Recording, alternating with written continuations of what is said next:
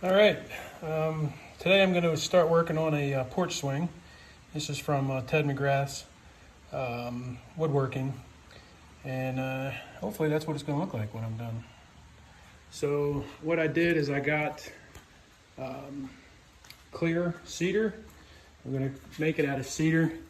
So I'll take a picture of the stuff you need and also the cut list. And I'm using clear cedar, no knots, and it's nominal sizes, and it is surfaced on 3 sides. The back side's rough, so those are the sides I'll put down and out. But what I've done is gone through the cut list and prepared all of the pieces that I'll need. I have them all labeled. And then I'm going to start going through the directions and see how she turns out. All right, I'll keep you posted.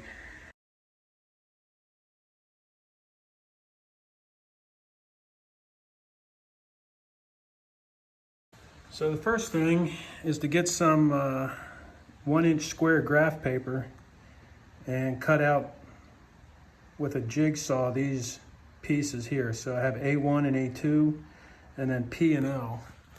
So this is an A1 piece, and I've made the template, as you can see here. So that's going to sit right on here and cut out like that. That's going to end up being the seat supports. There's going to be 3 of these.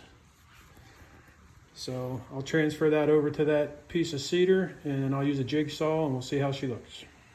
All right, so there's the first piece cut out with a jigsaw. I'm going to sand it down to take some of these edges off, make it smooth, and then transfer that onto the second piece. Okay, so we have both of the A1s cut and the A2. The A2 has it's a little shorter, and it has a 27-degree angle in the end. And that's because of the seat back will come in here and be angled for the seat back. All right, on to the next step. So we need a 7/8 inch hole right through all 3 of these boards. And that's going to be for a piece of black pipe that's going to actually connect to the chain. So they use a black pipe system. Instead of connecting the chain right to the wood, you connect it to this pipe, and it takes stress off of the wood. So let's get that drilled.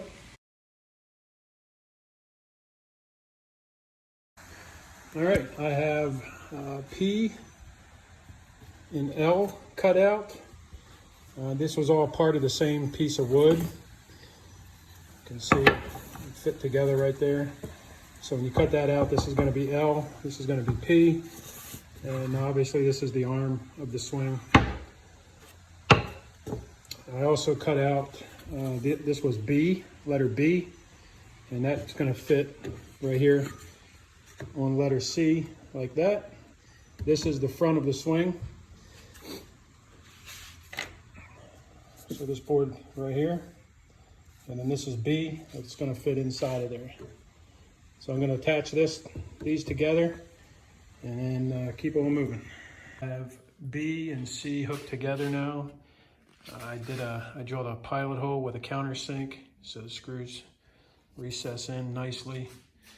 And then what I've done is I have one of the A1s attached also to C. So this will end up being the bench that you sit on. Slats will go across this way. So I'll finish getting the frame of the seat put together. All right, so the seat frame is finished. We have the back stringer on and the front stringer, and then the arm braces. Okay, I've taken the 2 pieces that are labeled K, these 2, and taper them down. So we're at about 1 3/4 inches here, tapered down to 1 1/4 inches here. And then I sanded it, got all the edges smooth. Now what I'm going to do is start assembling the back of the swing. So I'm actually going to go ahead and sand all of these boards that are going to be where your back will be laying on. I don't care so much about the backside, so I'm going to just leave that how it is, but I'm going to sand these fronts and then I'll start putting it together. I have the back slats all laid out now. So this is the center slat, and then you can see this is a J, letter J, and then J, and then J, and then H, J, J, K. So that's how they're laid out. Kind of see the spacing there. I made 1/4 inch spacers to put in between them.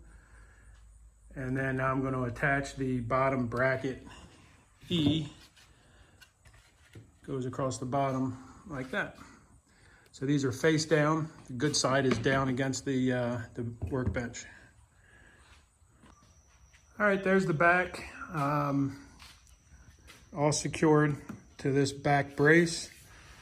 And then I still have the spacers in there. So now what I'm going to do is put on the center back brace and the top back brace. I also cut out the top of the back. Just used a simple compass, basically. Put a nail in here, 14 inches up, and drew the circles. I then used a jigsaw to cut them out, and then used a palm sander to sand them all down nice and flat. So it's looking good. I'm gonna put the center and top braces on now. Okay, there's all the slats, bottom, middle, and top. So I'm gonna flip it over and attach the seat. Getting ready to hook the bottom frame onto the back frame. As you can see, we have a line 2.5 inches up from the bottom. And the edge of this board is gonna go on this line. So that's how we're gonna line it up. Put some construction adhesive on, and I'm gonna clamp that seat base down and screw it on. Okay, the bottom is on the back. That's what we have. So now I'm getting ready to assemble the arms and put the seat bottoms on. This frame here is gonna go right like that. And then the arm will sit on top of that. The hole down here is for the black pipe to go through to hold the swing up. That's where we're looking so far. I was getting ready to put that arm brace on, and when I lined it up, I realized the hole that's in it for the pipe to go through would have hit this piece of wood and would not have gone through. So I had to take this piece of wood off and then put an angle on it so that the black pipe will fit under here. So when you're doing that middle brace, there's two 27-degree angles on both sides. Okay, so there you can see the arm brace that has the hole in it now. That goes straight through to the other hole. I then put the arms on top, construction adhesive, and screwed them down. And the bench itself is pretty much done. What I'm working on now are the black pipes that are gonna hold the swing up. Right, so these are the two black pipes.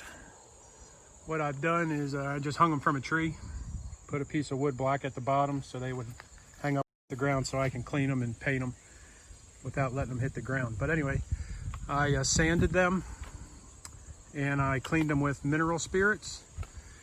And then you'll also see the holes for the bolts that are gonna hold the chain. I'll show you what they look like once I get them painted and install it onto the swing. All right, so I went ahead and painted them a brown color, champagne mist it's called. It's a metallic paint and primer in one for metal. So We'll see how one coat does. Looks like it covered pretty well. So I've gone ahead and finished the swing with a boiled linseed oil. I put it on with a paintbrush and then let it sit about 5-10 minutes and wiped it with a rag. So now it's waterproof. Should hold the natural color of the cedar. Put the poles through, put the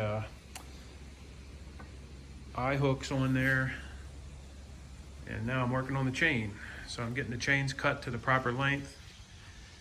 What they recommend is a 25.5-inch chain from here and a 16.5-inch chain from here. They'll hook together and then go up to the rafters. All right, there it is. Finished product, hanging on the patio.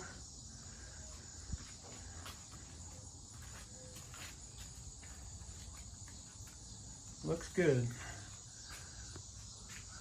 I actually went and got these swing hangers. They have that spring on it, makes it more comfortable. I put a 4x4 up between the rafters and then used 1/2-inch bolts to go up through, and then put a nut on top of the 4x4 to keep it up there. It looks real nice. Feels good, swings well. Another job done.